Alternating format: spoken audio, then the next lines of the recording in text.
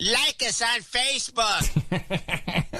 Adam Curry, John C. Dvorak. It's Thursday, May 23rd, 2013. Time for your Gitmo Nation Media Assassination Episode 515. This is No Agenda.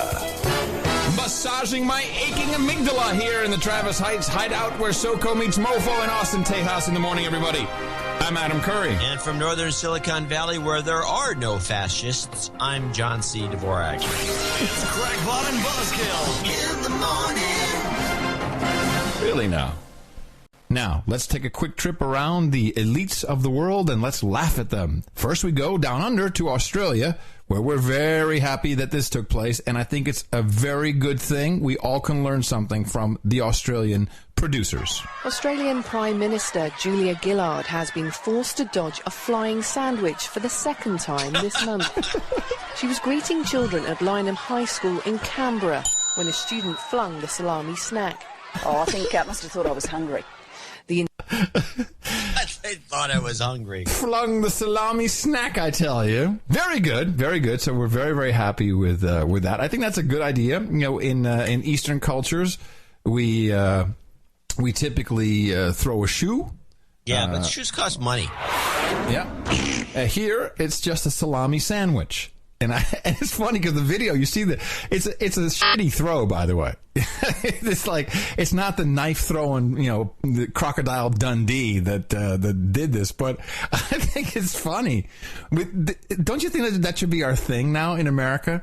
Like we throw just, salami sandwiches? No, bologna sandwiches. Oh, bologna be better, yeah. Just throw a bologna sandwich at your politician if he's full of crap. You will obey. So David Koch. Of Le Coq Bro? So he's one of the major donors to public radio. Yeah, I read this story. This was what was this in? It was in the New Yorker. Oh, apparently what they did was they decided to do somebody did a documentary that essentially just slammed the crap out of him personally. Do you have a clip for this or? No, I have no clip. I'm just going to explain it. It's funny. I like it. Good story, yeah. And one of the reasons that I'm telling this story, because this is another example of why our model for survival is better than, you know, this other version, because the PBS was torn about running the documentary on, especially he's on the board of WNET and he's a big supporter. He's given hundreds of millions of dollars to public radio and public TV. I don't know if it's hundreds of millions, but it's a lot. A hit piece on him on one of his companies that he's like on the board of. Well, hold on. I understood that it was partially a hit piece on the building that he lives in, and it turns out that there's a whole bunch of other Democrat elites who live in the same building, because, of course, there is that, but the true rich people are Democrats. Right, that proves that's for sure. But, yeah, it was 7040 Park Avenue, I believe. But anyway, there was a bunch of very nasty stuff about him being a douchebag, essentially. Yeah. And so he just pulls the plug. He said, fuck it, I quit WNET. I'm not giving you any more money, you know, if you're going to pull this crap. And so everybody goes on and on about, oh, this just proves that, you know, they've got great moral standards at these networks. And this is what the New Yorker essentially concluded, because they had a choice between one of their supporters, big-time sponsor, and the hit piece. And so they chose the hit piece and got rid of him. He left. Yeah. I saw it completely differently. They have never done anything like this to their other big supporters. Bank of America, Chevron, Archer Daniels Midland, Monsanto, BNSF, the Burlington Northern, any of these guys, which have a liberal bias. So they got the one guy who has a right-wing bias. They do a hit on him, get him out of there, and then they take all this. They feel so good about themselves, even though for all practical purposes, most of public television is I mean, we know this. It's anti-right. It's very pro. It's very liberal, very corny, the whole thing. It's corny. And so this is not stepping up. It's corny. It's corny. Hey, Come on, it's corny. Hey, meanwhile, you know, if I just glance over at the CNNs, right now at this very moment, they're playing this. The authorities say a Disneyland employee has been arrested on suspicion of putting a so-called dry ice bomb in a trash can where it exploded yesterday. Police say 22-year-old Kristen Barnes was arrested. Oh, shit. A dry ice bomb. Barnes worked as an outdoor vendor for Disneyland and is being held on $1 million bail. $1 million? Barnes placed dry ice inside a water bottle in the trash can as a way to create the blast. A blast. The blast. Are you kidding me? We used to do that when I was a kid. I got an email from someone, and it was how so pathetic we've become. And it was. And why doesn't somebody at CNN say this is stupid? Turn off your television. Oh yeah, what was it? What it was what's been bothering me is this conspiracy. It's a conspiracy theorists, that whole thing. Yeah, I live with it every day. Yeah. So I saying, well, what? It's not we're not talking about conspiracies. We're just talking about people that are lying to us and trying to get around the lie and figuring out what's really going on. And so I went out of my way, since I do have a New York Times subscription, to dig up the old original writings on the Gulf of Tonkin incident, very good. Which is another one of those things that during this period, you people would say, you conspiracy theorist, conspiracy person. Yeah. Now, when was this? When was the Gulf of Tonkin? What year was that? It was in 1964. Right. I have all the printouts here. Right. Landscape. Right. Because it's the New York Times. So 64.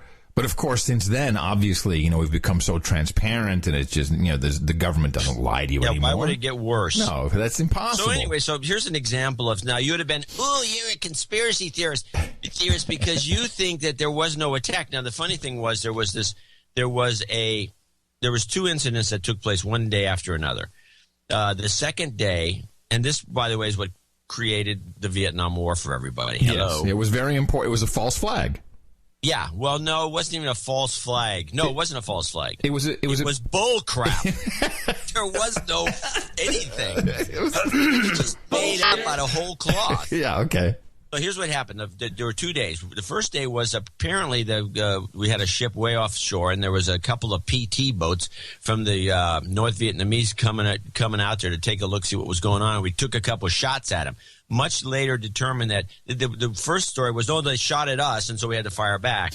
The real story that came out later was, no, we shot at them to get them away, so nothing happened. Right. Somebody must have come up with the bright idea that the next day we were under attack by the North Vietnamese out here in the middle of the Gulf of Tonkin. Yes. That day, nothing happened at all. In fact, Lyndon Johnson was recorded as saying... He was golfing, wasn't he? Was he just hanging out by the poolside? He said, I think they must have been shooting at whales or something, is what he coming. But anyway, so the idea was it was just a lie. There was nothing. Right. And this lie persisted, because here's an article from 1967. This is 3 years later. Can I just say one thing? So I'm not quite sure what you were doing with the printouts, but if you're walking around and saying to people, I'm not a conspiracy theorist. Here, look at this printout from 1964. This isn't. I wanted this for the show. I'd like to recommend you not do that, because that doesn't really work.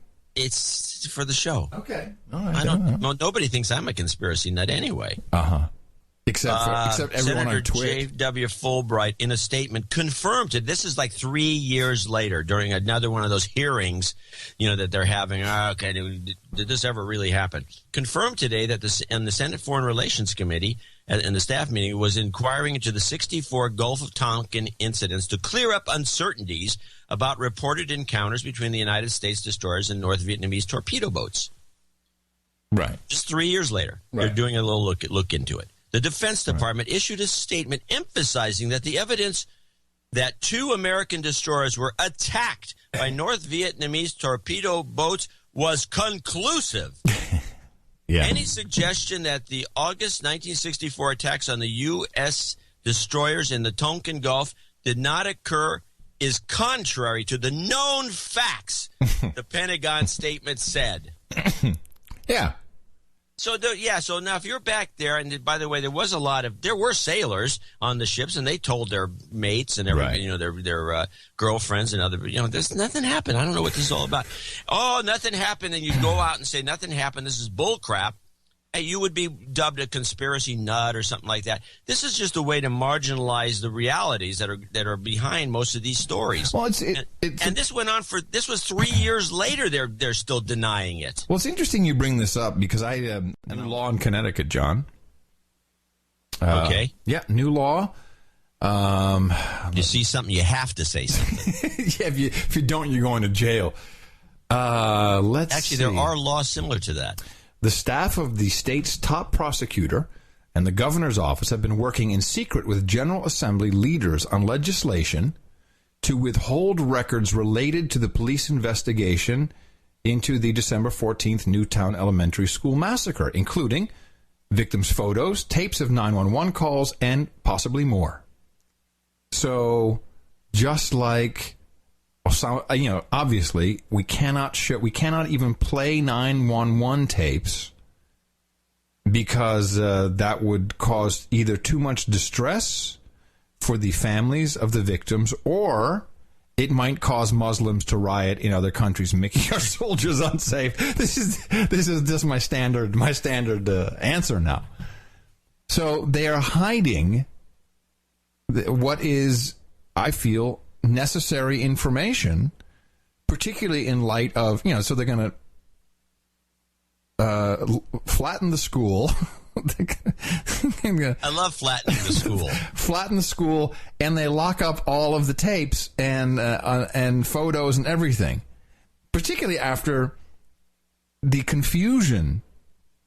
Yeah, but you get in Boston, or in Florida, you get the guy whose kid was shot in the head, kill shot, top of the head. He's got a picture. It's. That Florida thing's ridiculous. But put this under your Gulf of Tonkin thing, John. What will be allowed, according to this legislation, they will be allowed to release transcripts of the 911 calls, but not the actual recordings. Because, of course, it's much easier to put out a fake transcript than it is to let us listen to the actual tape. So they're going to put out... Oh, that's unbelievable. It's not unbelievable. It's just how it is. Yay! Okay, let's just stick on the conspiracy theorem for a moment. So when we heard that they had shot and killed one of the Tsarneav... I love this story. Yeah, Tsarneav brothers in Florida. Immediately, this on the heels of two of the SWAT team members who were involved in capturing the so-called Boston bombers, who who died jumping out, pushing, falling out of a helicopter. And then, by the way, have you seen this kid from Florida? Yeah, it's Kevin Rose. I'm telling you, it's Kevin Rose. They just took Kevin Rose's picture, and here it is. New this morning from the Washington Post, a friend of Boston suspect Tamerlan Tsarneav, who was killed during questioning, was reportedly unarmed. Law enforcement originally told reporters that Ibrahim Todashev, quote, went crazy and stabbed an FBI agent with a knife. Yeah, and then, and now this morning just came out. They got pictures. His father held a news conference, and they had a kill shot to the top of the head. 6 to the body, 1 to the top of the head. Yeah. Okay, but now I'm just a conspiracy theorist, obviously. Well, now, did you read the Atlantic article? Maybe not. What do you have? Okay, there's a great article in the Atlantic. Somebody sent it to us. And it goes on with the timeline. You talk about conspiracy theories, where the story changes and changes. He was lunging for a samurai sword. He was coming at him with a knife. He overturned a table and threw a chair at him. There was all these. Every story is different. The cops were there. The cops weren't there. Yeah. Nobody witnessed this. Yeah. 2 guys witnessed it. No, nobody witnessed it. It's like the whole thing is a fiasco. This was a hit. You're just a conspiracy theorist. I mean, it's impossible. There were so many people involved. How could they hide that from the media? All they have to do is tell the media. Yeah. And this is producer Matt, who has been trying. He's been following up on your advice, and he's been trying to listen to other podcasts. And he has come back with a report. And? Adam and John, I listen to a lot of other podcasts. As you suggested lately, I've heard on several of them claim in one way or another that conspiracy theories are not real. The most recent Penn's Sunday School with Penn Jillette has Penn and his co-host debunking JFK assassination conspiracy theories and claiming the official report was factual. They also mocked the moon landing and 9/11 conspiracy theories. They then went on to mock Jesse Ventura for being able to back up his claims. Joe Rogan on the Joe Rogan Experience has been talking about supporting the TSA and claiming that conspiracy theories about the government are silly, even though he spent last weekend on Mount Rainier looking for Bigfoot. On the latest twit, Leo and his guests bring up that it's hard to believe in conspiracies because it's hard to believe that people are smart enough to pull them off. And on the Adam Carolla show, Adam and the others have been talking about how conspiracy theories aren't real because Nixon couldn't even pull off Watergate. So if they can't even do that, how can 9/11 or JFK assassination be staged? The fact that people don't agree with conspiracy theories doesn't surprise me, but all this being talked about on various shows during the same week got my attention. Mr. Adam Curry. Open up the door, Mr. Curry, now! Gotta watch this. So I recorded it because, of course, the first thing I had to watch by request was Beyond the Candelabra. You actually asked me if I had watched that. I was like, why is he asking? There must be some reason for this. There must be something really important about this movie. You know what, John? F*** you. That's 2 hours of my life gone for good. That was the most, I mean, it was the most senseless. It was painful. Did you watch it? Well, it took me 3 viewings because I was morbidly curious because it was a piece of crap. Let's start with that. There was no reason for it. Everything was gratuitous. You know what my theory is? My conspiracy theory? Is I believe after watching the movie that Michael Douglas, when he was younger, or maybe his dad introduced him to Liberace at some point. Oh. And I think Liberace either tried something or did something or somehow offended and this is his way, Michael. Right, this is his way of getting back at him posthumously. And this is not a complimentary portrayal in any sense. No. He's a bald pervert. Who is just played up as not only a bald pervert, but a backstabber, a creep. This is the worst. I mean, if this is his legacy is embodied in this movie, Michael Douglas got back whatever justice he felt necessary to do. There's something behind the story. I totally agree. And although the gratuitous ass shots of Matt, what's his name? Matt Damon. I mean, all right. Nice butt, Matt. Thank you. Yeah. After the 10th time I've seen you getting out of the hot tub. He loves his butt. He loves showing his butt with his little tan line. The thing that really Adam C. Curry's pet peeve of the day. But it'll be okay. I think. I hope. I hope. Well, it took, that book, you got a copy of it, the one about the family that moved to Nazi Germany. Yes, I've started that. I put it in the book club show notes for the last show. What's the name of it again? Do you have it handy? Yeah, I can go into the show notes real quick. And it was 5/16. And count it down. 5, 4, 3, 2, 1. There we go. And book club. I'm really good. Book club in the Garden of Beasts. Right, in the Garden of Beasts. Bam! So I started reading it. That was it. good. And I was. It's interesting because Germany had slipped into a kind of a bad scene, to say the least, especially during the Hitler era, where they were beating people up. Just generally, it was just. And I was thinking that what could we ever? Because the reason we even talked about this book is because we have to sit around the dining room table saying, what if we were in Germany in the late 1930s? What would we be talking about? How would it be different than the way we're leading our lives now with this kind of a semi-corrupted system? Semi? Okay, a corrupted system. Well, I don't think everybody's corrupt, but it's kind of a fascist-like environment we're in. The shield laws, the bull crap on television, the MSNBC shills, the whole thing. It's just all bad. It's a bad scene. Would that be similar to Germany? And then I think there's a lot of similarities, but not the violence in the street, even though there's some perpetrated by the government. And I know that they do it a little bit. I think they probably did beat up a bunch of these protesters that were in the Occupy movement, which may be the same. But this actually, that book indicated to me that this mentality of Germany to be a bunch of militaristic thugs really began in the 1890s. Oh, and it's made very clear in that book. Yeah. So it actually took 40 to 50 years to get where it got, where the country was destroyed by the rest of the world because it became such a bunch of a-holes.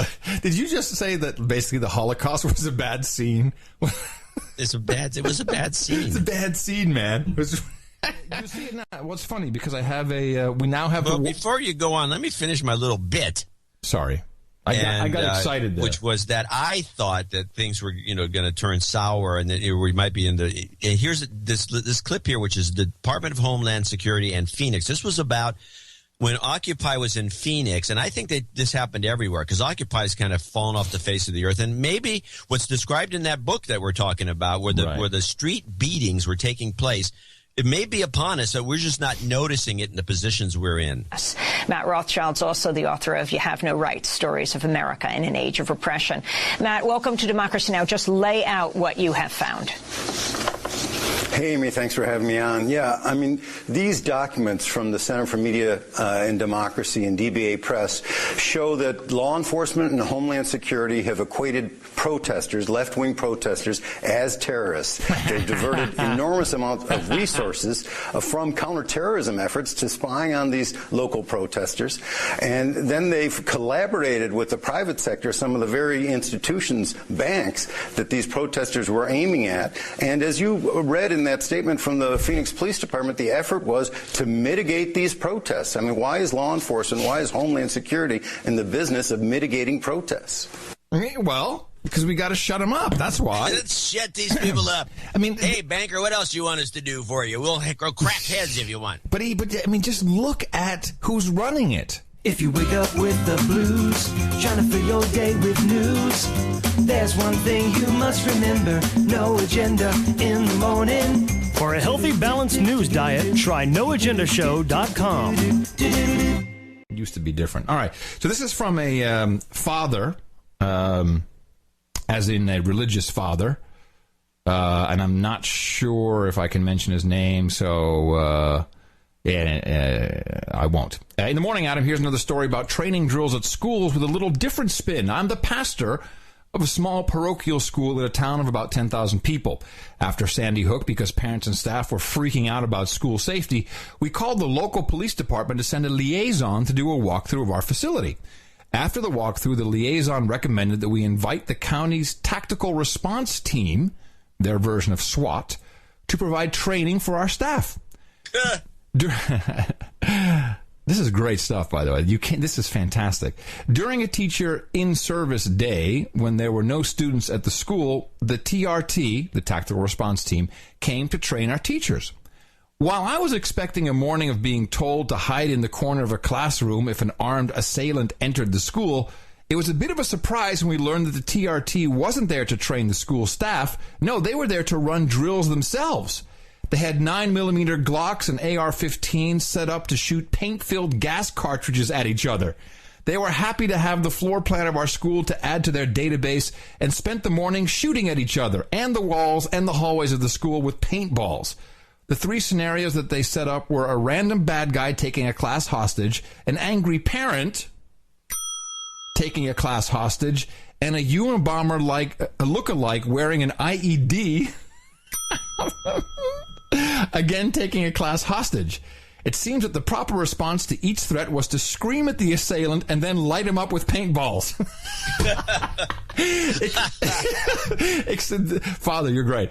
Except the IED-wearing perpetrator. Once the IED was identified, which in this case was a piece of cardboard with the word bomb written on it taped to his chest, they were just supposed to shoot him until he dropped.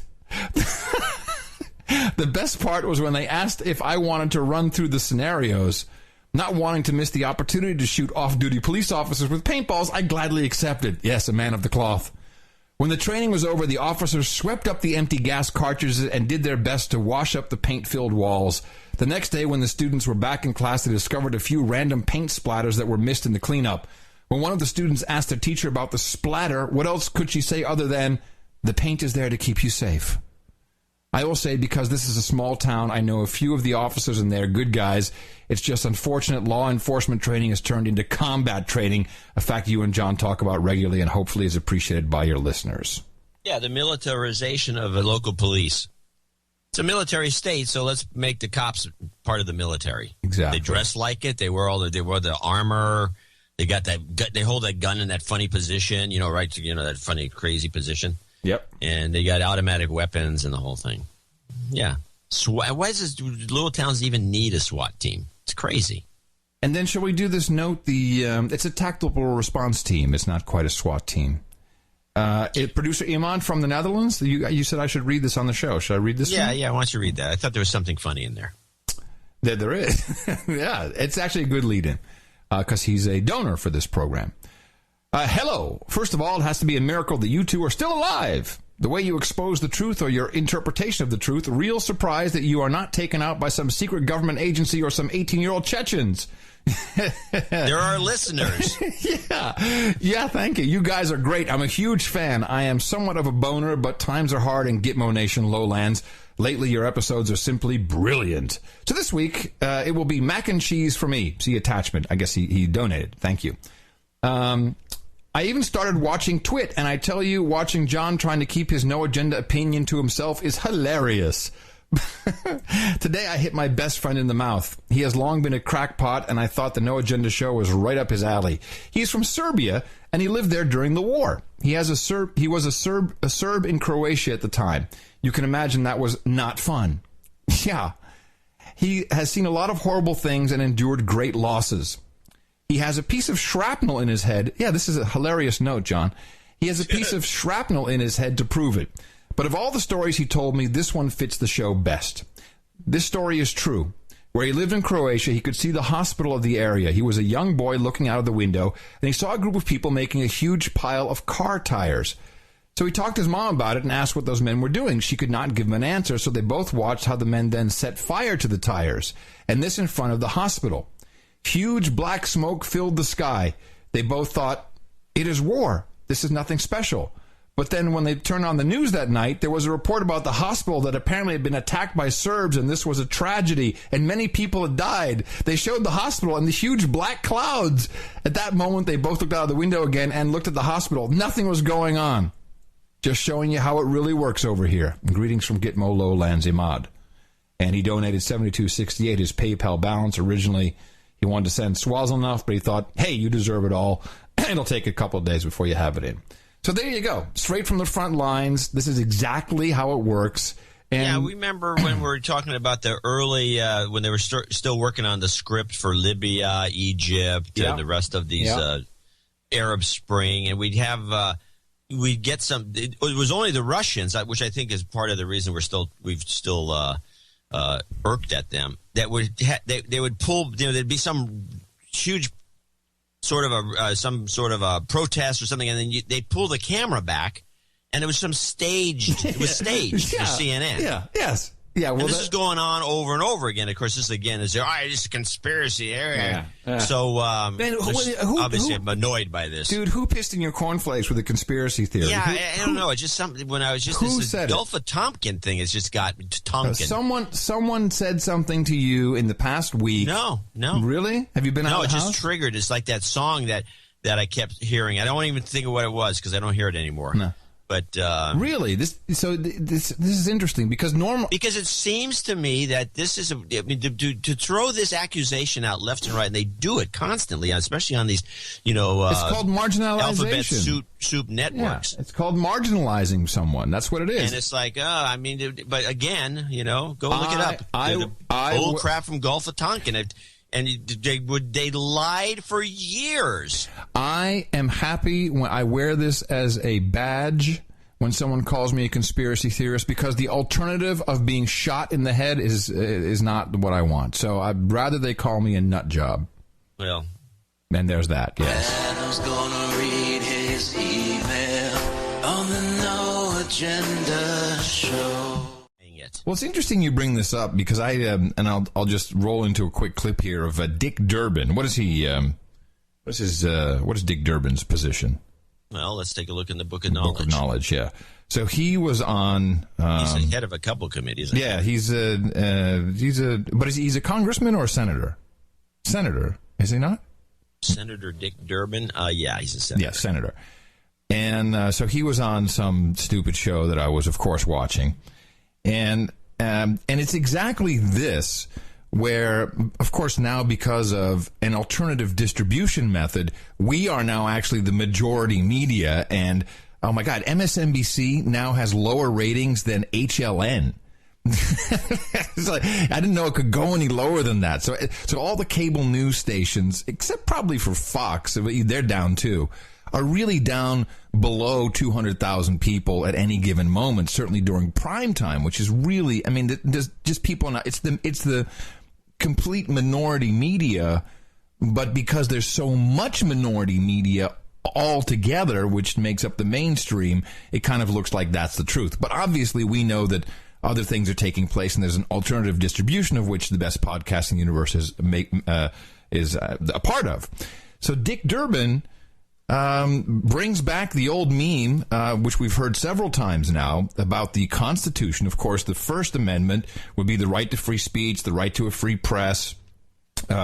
It's number one in the Constitution because I think it probably was an important one. They said, hey, you know what? Let's make this number one. But obviously, John, as you know, that was written 200 years ago, and, free speech was different then. Comfortable with the idea that the president has asked the Attorney General to review the Attorney General's own actions. Well, you've raised an important point, and I heard Senator Graham call for special counsel. I'm not ready to do this at this moment. I'd like to know if Holder has any conflict in here beyond what we've heard when it comes to the Fox case. But here's the bottom line. The Media Shield Law, which I am prepared to support, and I know Senator Graham supports, still leaves an unanswered question, which I've raised many times. What is a journalist today in 2013? We know it's someone who works for Fox or AP, but does it include a blogger? Does it include someone who's tweeting? Are these people journalists and entitled to constitutional protection? We need to ask 21st century questions about a provision in our Constitution that was written over 200 years ago. Oh, there you go. Time for the T-shirt. I tweet, therefore you can kill me. Oh, brother. Lock me up. I have no freedom of speech because I'm a blogger. Actually, it's more like it was back then with bloggers, the type of people that were voicing their opinions in newsletters and elsewhere. Yeah, you're right. Flyers, pamphlets, scandal sheets, and all the rest, which was in the 1700s, was very popular. There wasn't a giant conglomerate like the New York Times or the Times Corporation or any of these places. Right. There was no radio and TV. There was none of that. It was more like bloggers. Yeah, well, how come it should be actually more applicable, not less applicable to the 21st century demands. Thank you. Bullcrap. This guy should be voted out. How does he get voted in, this guy? He's against the Constitution, against the Bill of Rights, it sounds to me. No, he's all for the Constitution, but only if you work for Fox or AP or Reuters. If you're a blogger or a tweeter, it does not apply to you. So we have a similar situation mentioning MSNBC. I was, for some reason, sickly watching Martin Bashir. And he had some black professor on in Crystal Ball who talks like she's a valley girl. Again, the whole idea of your name being Crystal Ball, and I guess it really is her name. It would have to be. No one except a stripper would call herself Crystal Ball. And she could be a stripper. And she could be a stripper, and it would be Crystal Balls.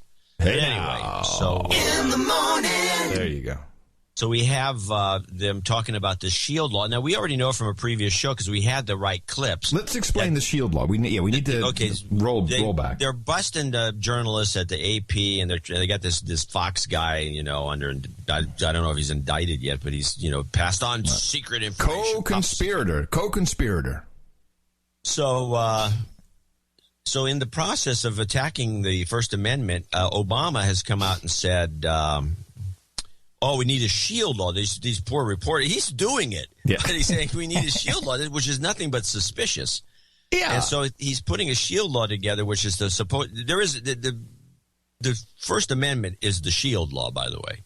So we don't need a SHIELD law. And the Republicans aren't going to vote for the SHIELD law because they think it's a waste of time anyways, because it's not going to do anything. And it's already been determined that the SHIELD law would not protect the AP or anybody else, because within the SHIELD law, there will be a national security provision. Yeah, if it's about terrorism, or anything like that, that shield law won't apply. So what they're actually trying to do is institutionalize a shield law that would actually give them more power. Yeah. Can I, well, of course, this is what I always say. Whenever it's all upside down. So if they say, oh, this is for your protection, then of course it's not really for your protection. It's exactly the opposite. Maybe we should do everyone a little favor. Oh, my browser's locked up. The internet is just, everything just sucks. Dropbox was down. Oh, well, while you're doing that, you can play the Bashir clip with Crystal Ball, and you can hear they're talking about all these, these guys revealing secrets and the rest. And because it's MSNBC, which is essentially might as well be just coming out of the White House, the kind of, you can't call it lying, but misleading the public with this sort of chatter is amazing to me. I can't. It really makes you itch to listen to this. Honestly, this kind of transparency in the aftermath of these things is something that I'm not sure we would see under other administrations. So I hope that we get it right with the media shield law, which again, scandals are as scandals are. Let's focus on the issues. We do need a media shield law, and we do need to have this public conversation about the balance between national security and aggressive reporting and journalism. Indeed. And final question to you, Crystal. Republicans oppose a shield law. Yes. Well, and I think that speaks to Dr. Peterson. Is the guy laughing? Is someone laughing? Yes, he's laughing with kind of a sick chortle. Bashir? Yeah. It's like Quentin Tarantino laughs during an interview. Yeah. That's weird. It's like, play it back. It's really creepy. Republicans. And aggressive reporting and journalism. Indeed. And final question to you, Crystal. Republicans oppose a shield law. Yes. Wow. Well, and I think that's time for the howldoll. Speaks to Dr. Peterson's point, which is that if this was a Republican president who was going after leakers in an aggressive way, they would just stonewall. They would say, this is national security. This is what we need to do. There would be no dialogue. There would be no openness to change. So the fact that it's happening under this president, under a Democratic president, I think means that there will be more transparency and potentially there will be policy and legislative changes. Let's hope so. All right, let me... By the way, she says change, and he says let's hope so. Yeah. Hope and change. Hope and change. They slipped a meme in. Oh, very good. Oh, I like that one. Before you go on, this John. is the number one administration for busting whistleblowers. This is the worst group of people, and they're just defending them. It just makes me itch. I need to read this for people who are not familiar with the American Constitution, which I think includes most Americans. The First Amendment is not your right to free speech. Would you agree with me, John? I don't know where you're going. It's the same thing with the Second Amendment. It is not. I'm going to read the text to you. Oh no! It says no. You don't have. No, let me read it. Let me read it. Holding the government. Thank you. Screwing with you. It is saying exactly what they want to do. It is saying you cannot do this. So important. We just read this. The First Amendment of the United States Constitution, Congress shall make no law respecting an establishment of religion or prohibiting the free exercise thereof or abridging the freedom of speech or of the press or the right of the people peaceably to assemble and to petition the government for a redress of grievances.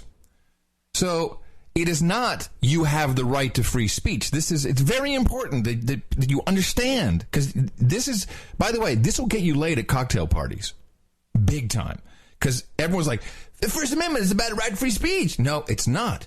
It is actually saying that the Congress, the federal government, may not make a rule against the free press, the freedom of the press, and freedom of speech. In other words, a shield law is, by definition, unconstitutional because Congress cannot make a law about the freedom of speech and the freedom of the press. And this shield law, it's a law. Right. We always have to remember the Constitution was designed to make the government back off. Fact. And it's not about what powers it delimits their powers. It proscribes what they can and cannot do. And yeah, you're right. That's actually a very good point. This shield law is not completely constitutional. By definition.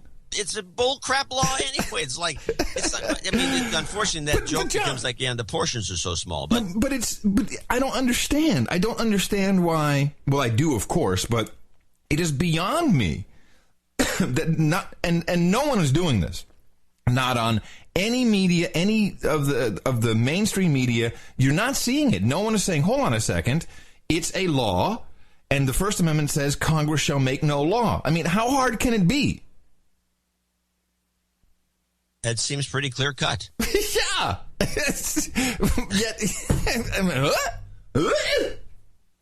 Sorry. I mean, I may not be a constitutional law professor. Like that was president. not the most complicated thing in the world to read that. Well, apparently, hey, that was. Hey, it wasn't meant to be insulting. That was uncalled for. Didn't say anything. It's that simple. So the whole conversation is mute. A moot. It's mute too. It's mute. Sorry. I not only am I not a constitutional law professor, I can barely speak English. So the capability we have, which we're not harnessing, by the way, we are such losers as human beings. We'll come around. I'm pretty hopeful that we're all waiting for some company to do it, or some bull crap venture, and all of this venture stuff. I mean, so we have this new thing in Austin. It's called Sidecar. Are you familiar with Sidecar? Have you ever heard of this? It's not just in Austin. It's in other places. Do you know Sidecar? It rings a bell, okay. But you better, I don't know. Okay, so Sidecar is essentially, it's a system, it's an app, and you as a private citizen can decide that you are going to be driving people around, like a cab around town. Oh, yeah, no, we have that here. There's a number of, there's 3 or 4 of these things around the country.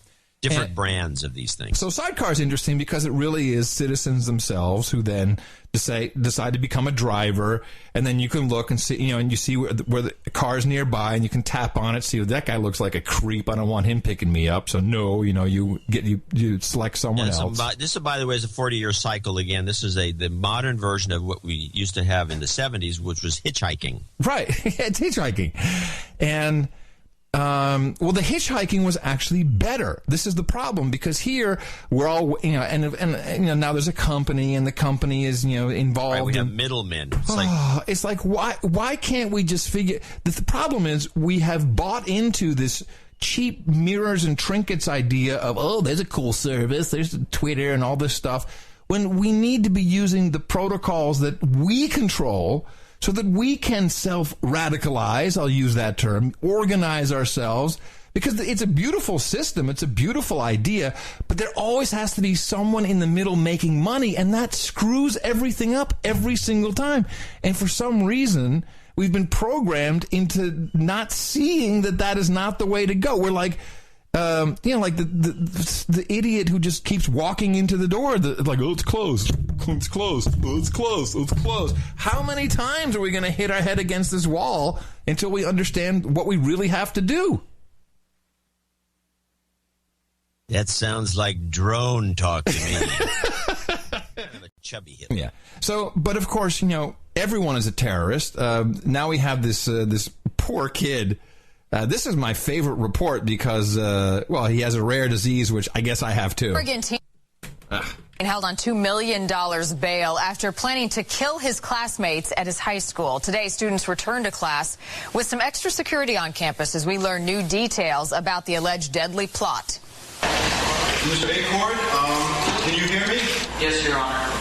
Grant Accord looks like most other high school students, but this 17-year-old... That's very important, by the way, how they set that up. He looks like most other high school students. Could be a high school student right now sitting next to you. He's accused of plotting to kill his classmates and teachers at West Albany High School in Oregon. Accord faced a judge and some serious charges the same day his classmates returned to school with extra police on campus. We're not scared as a school of the whole thing. Now, this kid is being touted as the hero because he saw something and said something. Shocked that it happened here at West Albany. I.e., NSB, the National Socialist Bundes, the Hitler Jugend, the brown shirts, yes. Well, NSB actually was... right, the brown shirts were some huge long name I can't think of. Yeah, the NSB was actually the collaborateurs who would then rat on you if you were hiding. Collaborator! If you were hiding Jews. Never would have imagined anything like this happening. Police began investigating when a fellow student reported overhearing Accord make threats to blow up the school. And according to court documents, police found a hidden compartment in his bedroom. Oh, okay. Yeah. Now we're getting somewhere. Yeah, with this For some reason, when I heard that bit, I immediately thought of Office Space. And again, well, I'm going to blow up the place. I'm going to set the place on fire if I don't get my red stapler back. I immediately thought porn magazines because I had a secret hiding spot too. With 6 destructive devices, including pipe bombs, Molotov cocktails, and Drano bombs, along with written and typed plans to carry out a mass murder. In another report, by the way, they talked about him having a napalm bomb, which is like, really? His plan was laid out in detail. Approach the school with a duffel bag and a napalm bomb. Napalm bomb, of course. What does napalm bomb consist of, John? Well, as far as I know, Drano? It's jellied gasoline. Is that Drano? No. As far as I know, I'd have to look. I'll look it up while we're playing this. But it's generally only useful as a aerial device because when it hits, it throws this fire. Right. It's like so there's no. You would put it in one spot, it's not going to do anything. It's like a joke. Right. It'd be like lighting a sterno can and throwing it, I guess. Yeah, pretty much. Start firing and then coolly state the Russian Grim Reaper is here. All right. There's so many memes in this. It's great. Investigators don't know why Accord wanted to... This is all pre-crime. The kid did nothing. ...to hurt his classmates and then kill himself. In a written statement, his mother said, "My heart goes out to everyone affected by Grant's struggle with Pandas." Ah, there it is. Pandas. Now, do you remember Pandas, John? Remember when we talked about Pandas, what this was? Yeah, vaguely. This is like some ailment. Pandas was the ailment that all those girls were with ticks were diagnosed with after. Oh, right, the ones that we surmise had to do with the Gardasil vaccine. The Gardasil shots. Right. So Pandas is basically Tourette's syndrome. A rare form of OCD. Which is also a form of Tourette's. This is a challenging and confusing time for everyone who knows Grant. Classmates describe him as a quiet student who often slept at his desk. I thought about that all weekend. I can't take it anymore. So slept at his desk. He's some poor little kid, and he's writing some fiction. Yes, but the whole idea is he's frustrated. He's getting it out of his system. They're trying to keep this from happening. So, when I was a kid, they used to have cowboy and Indian fights. And there's now they don't do it. What happened to the cap gun? Hey, hold on a second. Stop. I'll bet you that if you do cowboys and Indians in school, that you get suspended because yeah, absolutely. You can't do more than a few reasons. Yeah, one, it's racism, violence, guns. Wow, I hadn't even thought of it. We used to play cowboys and Indians. That's what you did. What are you gonna do? What are you gonna do? I'm gonna play cowboys and Indians. Okay. And then we had rock fights. You ever have a rock fight? But the cowboys and Indians, you used to have these cap guns. Yeah. You can't find a cap gun if you I don't know where you'd get one in an antique shop, but then you can't find the caps for it. There used to be these long strings of things, and you roll it in there, and you could shoot 20, I think it was about 100 shots. Bang, bang, bang, bang, bang, and it'd make a loud bang, a boom. Which brings us to this note sent in by our producer in St. Louis. It has been said about the cons of always carrying your cell phone in hand. But roughly around 11 Tuesday morning at the University of Missouri, St. Louis, it proved to be a very good thing. Now, this is a note he sent us about the giant voice system which has been implemented at his school, which is not an actual giant voice system, but it is a text message system. You all listen to all the memes in this, and what actually happened that triggered this giant voice system to go off and everyone to be warned about the terror. There's people in class that are like freaking out and they're putting chairs at the door. Freaking out. I was so silent and my hands were sweating. All students and most staff received an alert saying, "Man with gun seen in Lucas Hall." Police have been unable to confirm this. Avoid Lucas Hall. Secure in place. Don't come to campus. I'm glad I got the alert right away. I mean, we knew everything was going on right when I got it, the door shut. You hear this person speaking? She's one of the people who will get voted off the island, okay? Just so you know, so you can identify them. And Then when it was lifted, the door opened. Campus police who had swarmed the building, put it on lockdown, and searched from room to room quickly determined it was a history professor who'd been spotted with a 6-foot-long musket-type rifle, an antique prop for his class. Poor professor, you know. I hope that doesn't deter him from bringing his props to school. It may have seemed to students like nothing more than a mistake, but to school officials, it was proof that a new text alert system put in place a week ago works. Oh, how coincidental. This is... Was this, what school was this? USML. What's that? UMSL, sorry. University of Missouri St. Louis. Huh. Some guy brings a prop, a musket. No, of course, nobody knows what a real gun looks like anymore. No. This is slave training, John. This is slave training. Slave training. It works. At least we got to test it. You want? Let me just stay on this, and then we'll go to break because I got emails to read. I got so much. I don't have enough. You know, it's like I don't have enough show to get everything in. This is Mount Vernon, New York. You want to talk about slave training, man. Our hangouts filling up with people coming in long after the gates are locked. Yeah, so let me explain what the story is here. So the playgrounds. Now, remember what we used to do? I mean, it's like we after school or at night. Hey, where are you going to go? This is beyond the playing cowboys and Indians stage. Yeah, I'll go hang out at the basketball, the playground, whatever. Where you going to the playground? Hang out, because the kids are all gone. And that's when you come out there, you hang out. And what do? You smoke cigarettes, you exchange your porn mags, talk about, chicks who you'll never get, and then, maybe someone brought some reefer, stuff, right? No longer, my friends, the giant voice system is here. Now, one local city has had enough, and its leaders are taking steps to put a stop to it. Eyewitness News reporter Marcus Solis has the story. Like any surveillance camera, the ones going up in Mount Vernon take pictures. But get this, they talk too, giving trespassers the following warning. Stop. This is a restricted area, and your photograph was just taken. We will use it to prosecute you. Leave the area now. How awesome is that? Wow, that's great. Now listen to them justify it. Today, Mount Vernon officials showed off the city's newest crime prevention tool. The cameras are meant to deter illegal activity and vandalism at parks and playgrounds after hours. We want to send a message that this is, if you're going to do evil things, this is not the city to do it. I think that this will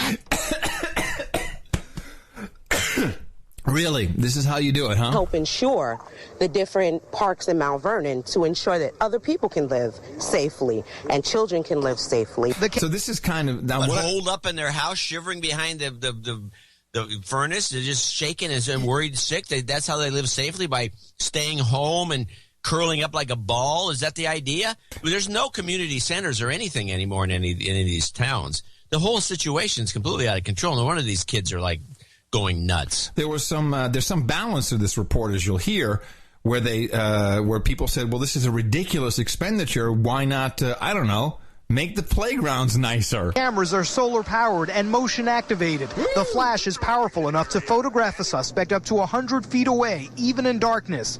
Each unit costs $6,000, and there are a number of residents who say the money is being misspent, given the poor conditions in some of the playgrounds. Cue poor black people. There's nothing in here, so why you got cameras in here? Don't nobody be in here. It's really sad because these kids don't have nowhere to go, nowhere to play. What are they going to play on? Everything over there is tore up or messed up. But officials say they can't fix up the parks until they crack down on vandalism, hence the cameras. As for those concerned about invasion of privacy. Oh, okay. You ready for this?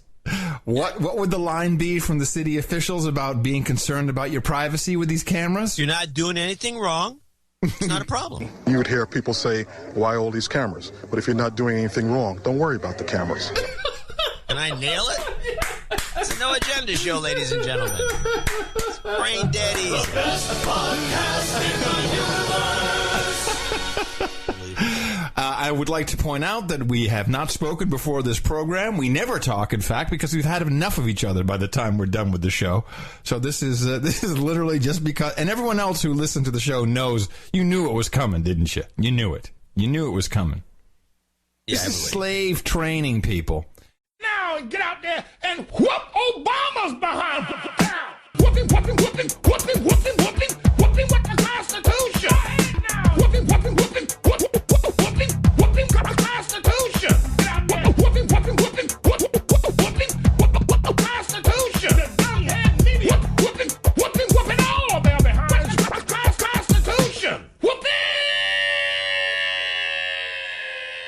So the president does his show, and of course it's Memorial Day weekend, so he does a heil everybody, and as I listened to what he was saying, it really, really bugged me, because all you have to do is add a mustache, an armband, or maybe just think North Korea, and if you just saw subtitles of what he's saying, you would think to yourself, my God, he's an insane dictator.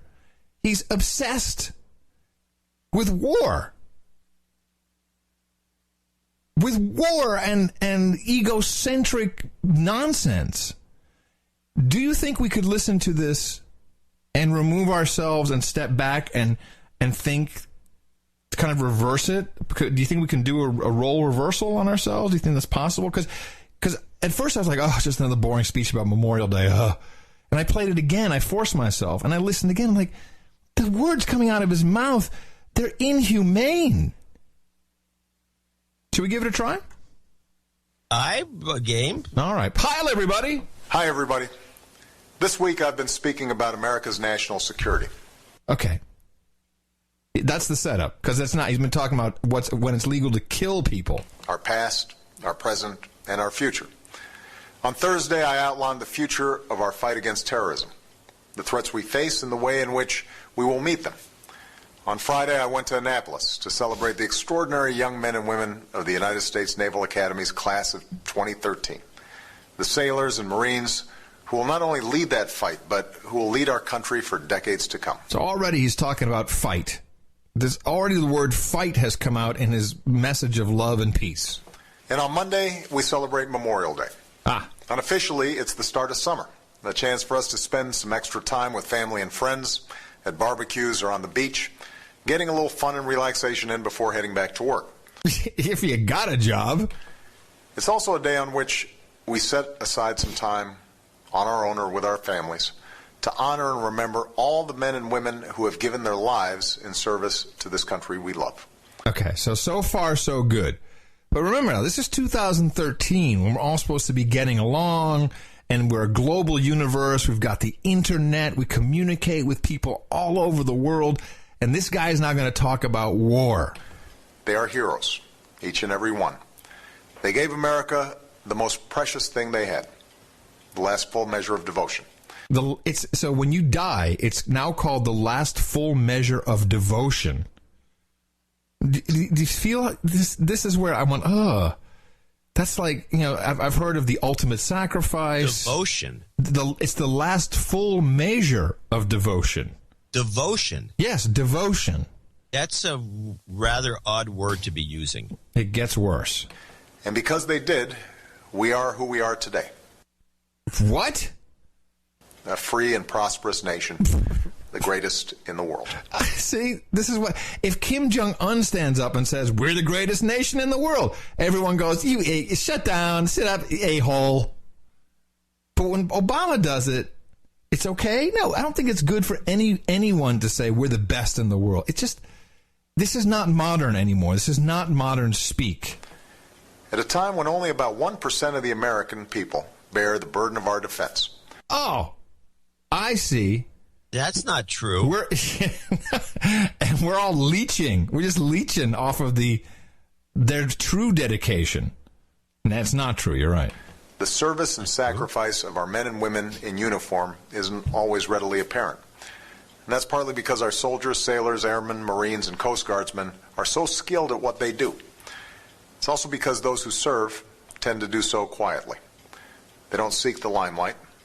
They don't serve for our admiration or even our gratitude. They risk their lives, and many give their lives, for something larger than themselves or any of us. See, that is also just not true anymore. I'm sorry. I speak to these men and women. It's a job. It was probably the only job that they had in many, many cases, or it's a family legacy, because you've got families who are bakers and families who are military men and women, and it's a job. And right now they hate you. They hate your guts. I'm speaking on behalf of the American men and service women who tell me they hate you. They hate you for what you're making them do, for how long you're making them do it, for the unclear reasons that they're doing it, and you're screwing them right now and taking away their money. They do not like you, and this is not going over well, this little Heil speech of yours. The ideals of liberty and justice that make America a beacon of hope for the world. No, it's not a beacon of hope. You can't get in. You got to have Auschwitz, all kinds of papers. It costs thousands of dollars. And then you get in here and then you're just treated like a slave. That's not true anymore. That's been true throughout our history. Up until, like, George Bush the First, maybe. From our earliest days when a tiny band of revolutionaries stood up to an empire, to our 9/11 generation, which... Oh, our 9/11 generation. There it is. That's a good one. There it is, ladies and gentlemen. You're the 9/11. You used to be the Pepsi generation. Now you're the 9/11 generation, which means forever you will be terrorized by your government with the thought that if you don't stand up and if you don't have the ultimate dedication, like the 1% of the people who do, then you're just a leecher and you're not here for the best country in the universe. This makes me sick. Continues to serve and sacrifice today. Every time a threat has arisen, Americans have risen to meet it. And because of that courage, that willingness to fight and even die, America endures. John, this is sickening. Tell me I'm not crazy. Not crazy. That is the purpose of Memorial Day. To remember, with gratitude, the countless men and women who gave their lives so we could know peace and live in freedom. And we must do more than remember. We must care for the loved ones that our fallen service members have left behind. We must make sure all our veterans have the care and benefits they've earned and the jobs and opportunity they deserve. Then why don't you start doing that? We must be there for the military families whose loved ones are in harm's way, for they serve as well. And above all, we must make sure that the men and women of our armed forces have the support they need to achieve their missions safely at home and abroad. All right. So safely at home? Yeah, oh yeah, their mission safely at home. What mission do they have at home? Well, let's listen again. The jobs and opportunity they deserve. We must be there for the military families whose loved ones are in harm's way, for they serve as well. And above all, we must make sure that the men and women of our armed forces have the support they need to achieve their missions safely at home and abroad. Yeah. The young men and women I met at the Naval Academy this week know the meaning of service. They've studied the heroes of our history. They've chosen to follow in their footsteps, to stand their watch, man a ship, lead a platoon. They are doing their part, and each of us must do ours. So this weekend, as we commemorate Memorial Day, I ask you to hold all our fallen heroes in your hearts, and every day, let's work together to preserve what their sacrifices achieved, to make our country even stronger, even more fair, even more free. That's our mission. It's our obligation. Mission is to make us more free. And it is our privilege as the heirs of those get to it and more fair before us and as citizens of the United States of America. You know, thank you. Thanks. Oh, thanks. Hey, thanks. Thanks. Hey, thanks. Hey, thanks. Heil. Hey, thanks. Hey, thanks. Hey, okay, I'm done. Thanks. If at least he was honest and said, look, let me be clear. We make stuff that goes on the stuff, these strap on the stuff that kills stuff. And that's our business. All right? And that is what keeps our economy working. So that's why we got to put people everywhere so we can continue to sell stuff. We sell this stuff. This is what we make is what we sell. Curiously, I have a bunch of clips that address this. Oh, actually, if I had clipped more from this guy, I would have addressed it even better, but I got just too many clips. But this guy's Bruce Gagnon, who's an young Republican turned radical progressive over the years, which is always interesting because you have these crazy perspectives. But here was the attention getter. This is a very short clip that got my attention where I had to say, wait a minute, I got to listen to what this guy's got to say. This afternoon, I want to talk to you about the military-industrial complex corporate criminal syndicate. Perfect. John, now, I just want the audience to know that at no point did you or I have any conversation about what I was going to discuss or what you were going to discuss? This is pure coincidence. No, we do this routinely because we're essentially, It's just this is why the show is so good. We're two hearts beating as one. No, anything but that. Sorry. Okay. So this guy has this long speech where he goes on, and it went on for, I wish I could have just played the whole thing, but obviously I can't. So I'm going to bring out a few of his this will be a build-up to a couple of zingers at the end, but play Gagnon 2.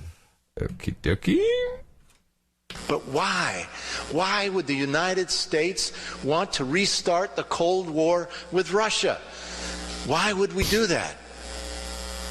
Well, the only conclusion I can come to is because Russia has the world's largest supply of natural gas today and significant supplies of oil. And don't we know by now that the primary job of the Pentagon is to serve as the resource extraction service for corporate globalization? So how long has he been listening to the show? He's actually got. Here's the problem with this guy. Now, this is I see this with the progressive side. If you take the far right and the far left, they kind of meet each other in the middle, curiously, or actually not in the middle, but in the back as they come around. And the problem, I'll tell you, I don't have the clip of this, but when he finally summarized what we can do to change things, his solution is to stop global warming and build high-speed rail. That was like, whoa. No, you have to get those clips. It was. That's funny. Very verbose. But he's right, of course. That is the answer to everything. High-speed rail.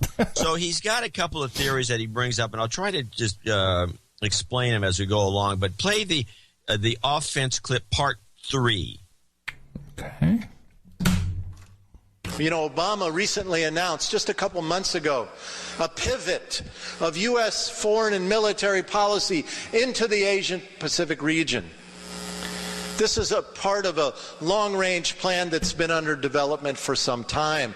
In 2001, the Washington Post reported in an article entitled, "For the Pentagon, Asia Moving to the Forefront," that the U.S. was going to double its military presence in the Asia-Pacific region. And as a result, you can imagine the Pentagon will need more bases and more ports of call for its hugely expanding military in the Asia-Pacific. Obama followed this announcement of the pivot by going to Australia, where he negotiated a deal to send 2,500 U.S. Marines to Darwin on the north coast of Australia. Had you heard that Australia was in danger of being invaded by anyone? And so we had to send in the U.S. Marines to protect them? No, of course not. This is not about defense whatsoever.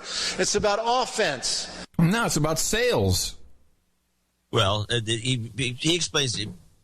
He actually says that at some point, but we're going to go on because I got to get to these last two clips. Yeah. Play the encirclement of China, which is another one. These are all leading to the clips that are the punchlines. At the same time, the Obama administration is surrounding China with these missile defense systems, now putting ground-based launchers in Taiwan, in Japan, in South Korea, and just a few weeks ago announced that they would go into Okinawa. These Navy Aegis warships with missile defense systems on board are also going into Japan, South Korea, Australia, Guam, and Obama is negotiating with Vietnam, Singapore, the Philippines, and other countries in the region to move these warships into their countries, beginning this encirclement of China.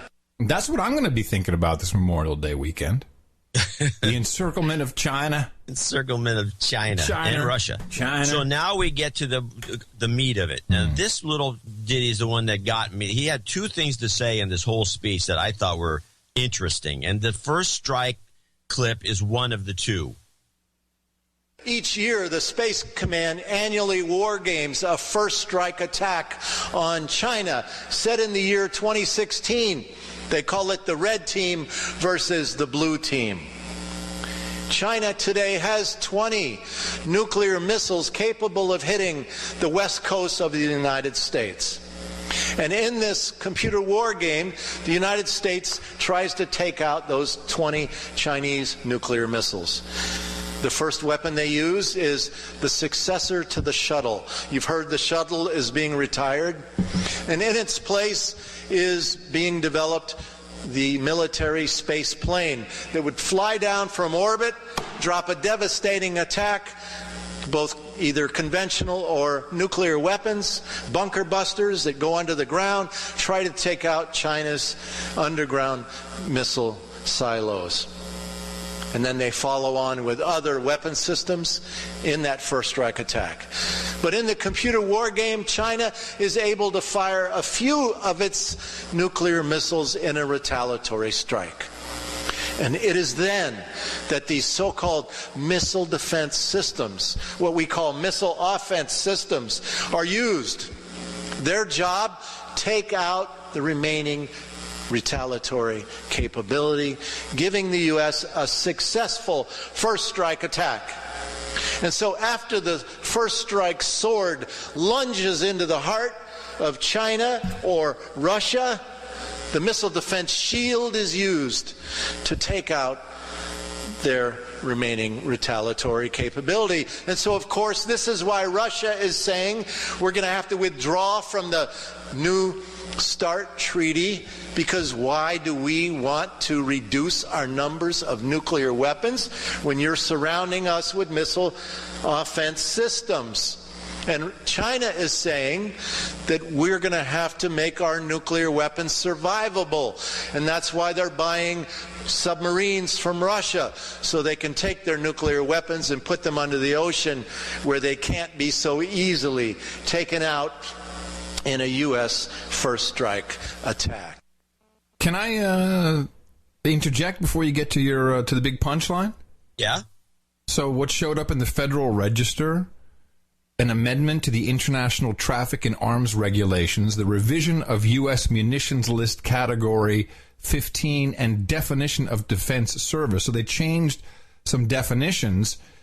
I'll just read this one little paragraph. As part of the President's export control reform effort, the Department of State proposes to amend the International Traffic in Arms Regulations to revise Category 15 to describe more precisely the articles warranting control by the USML.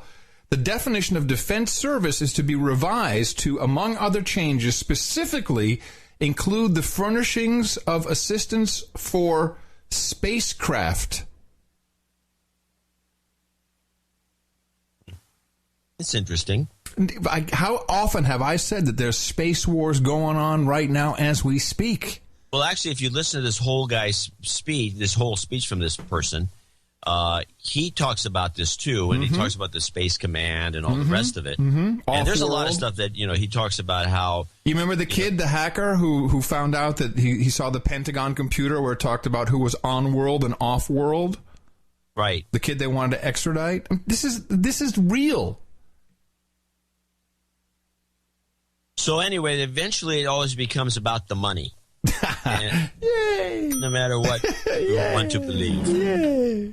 And so we have clip 6, which actually brings a lot of this, he brings out the point that, Obama, before he got elected, promised he's going to take down these the Bush missile defense stuff. Yeah, because they were old and outdated. We got to put in the new stuff. Well, that's essentially what this clip tells us about, but this has got another angle. Well, just prior to the 2008 election, a very dear friend of mine in Maine, an old man by the name of Herschel Sternlieb, said to me, "Bruce, have you ever heard of the Crown family in Chicago?" And I said, "No." He said, "Go home and Google it. Crown, C-R-O-W-N. And so I did. And what I learned was that at the time of the election, the Crown family was the majority stockholders in General Dynamics Corporation that owns Bath Iron Works, where I live in Maine, that today is building these Navy Aegis destroyers with these so-called missile defense systems on board.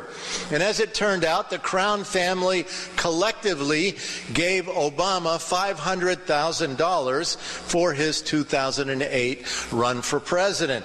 In fact, they also raised money for him within the military-industrial complex across the country. And so after the election was over and after Obama had won, Aviation Week and Space Technology magazine reported that Obama received more campaign donations from the military-industrial complex than the right-wing war hawk John McCain did in that presidential election. The Crown family... Because they believe in Barry. Because they love him. They think he's going to change everything, right? is also a Jewish family and raised money for Obama nationally within the Jewish community. So remember what I said early on. Soon after Obama became president, he announced that Bush's version of missile defense that was supposed to go into Poland and the Czech Republic would not be deployed.